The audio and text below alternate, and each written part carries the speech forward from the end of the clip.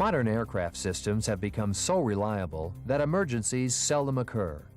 If a problem does arise, you need to be able to handle it quickly and efficiently, particularly if you're in IFR conditions.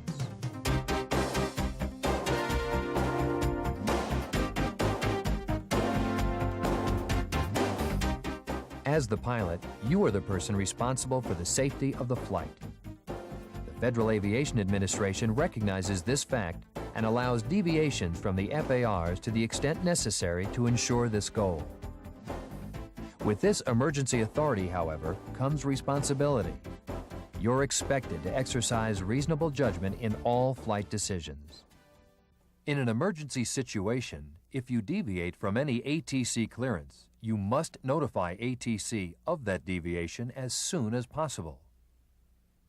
In addition, if you're given priority by ATC, you may be asked by the ATC facility concerned to submit a written report of the circumstances surrounding the emergency deviation. Your ability to recognize conditions which can produce an emergency situation will increase with your flying experience. Whenever you feel that a potentially dangerous or unsafe condition exists, you must take the appropriate action and advise ATC. Although the steps you take will vary with the situation, the AIM establishes some guidelines. For example, if an emergency occurs when you're operating under instrument flight rules, you should immediately inform ATC of your problem and continue squawking your assigned transponder code unless directed to change to another code.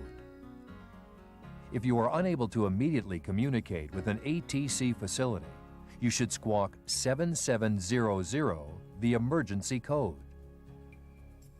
If you can't establish contact, use the emergency frequency of 121.5 MHz. Most flight service stations, radar facilities, and control towers continuously monitor this frequency for distress transmissions. If you're still unsuccessful, try contacting the nearest flight service station or ATC control tower. If you're in a distress situation, such as a fire or structural damage, start your transmission with the signal Mayday, Mayday, Mayday. If the situation is not as critical, such as not being sure of your position or whether you can make your destination on the amount of fuel you have, you're in an urgent situation. With this type of emergency, you should precede the transmission with pan, pan, repeated 3 times.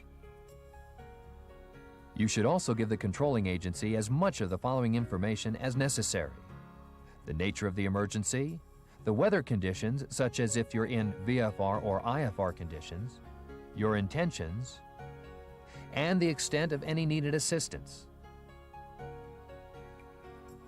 They also need to know your heading, altitude, and how much fuel you have on board.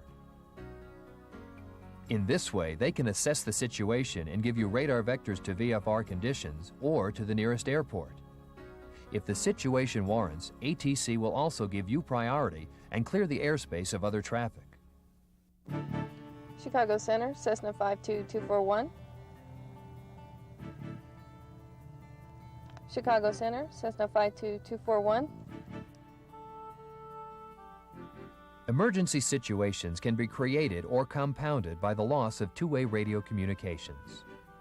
Radio failure can be attributed to many causes. A stuck or malfunctioning microphone or headset, broken speaker wires, or incorrectly set avionics switches can all produce partial or complete communication loss. If a problem does occur, you should check to make sure that your radios are set properly and that they are getting electrical power. If you have a spare microphone or headset, you might want to use it because the problem could just be in the microphone or speaker.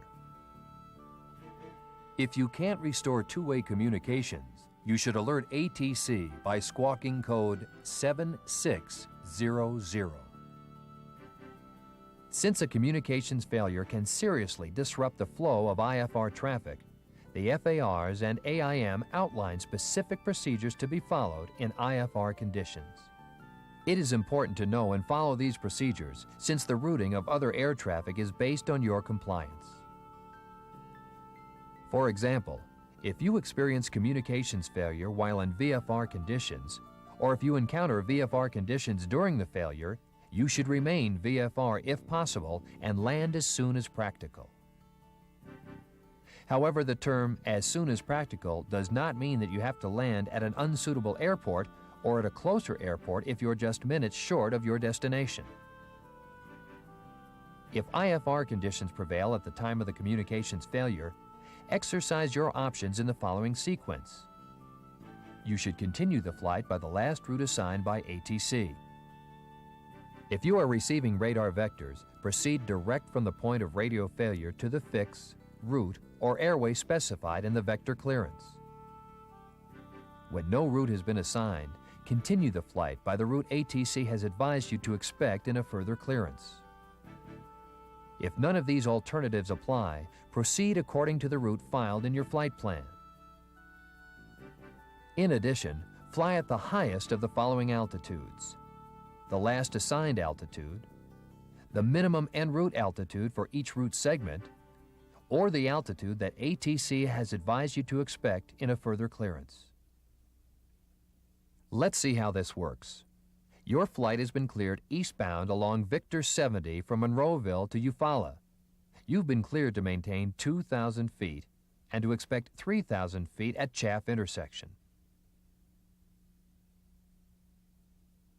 If you experience communications failure in IFR conditions, you should maintain the assigned altitude of 2,000 feet to Chaff intersection. Then climb to the expected clearance altitude of 3,000 feet. At Routel intersection, begin a climb to 4,500 feet, the minimum en route altitude for this segment. After Krenz, the MEA lowers to 2,400 feet, but you shouldn't descend lower than your expected clearance altitude of 3,000 feet. Maintain this altitude to the Eufaula VOR. Once you arrive at your destination, ATC will provide adequate traffic separation for each published instrument approach procedure serving the destination airport. You may use whichever approach you deem appropriate. However, you should not begin your approach before your estimated time of arrival. You can determine your ETA by adding the filed or amended time en route to your departure time. The lost communications procedure just presented covers a few of the specific corrective actions required for some in-flight communications failures. You must recognize, of course, that emergency situations may be caused by other aircraft system failures or by encounters with various weather hazards. Whatever the emergency, you should always assess the problem and act accordingly in the interest of safety. Good pre-flight planning, pre-flight inspection, and attention to aircraft systems helps you prevent potential emergency situations and greatly adds to the overall safety of your flight.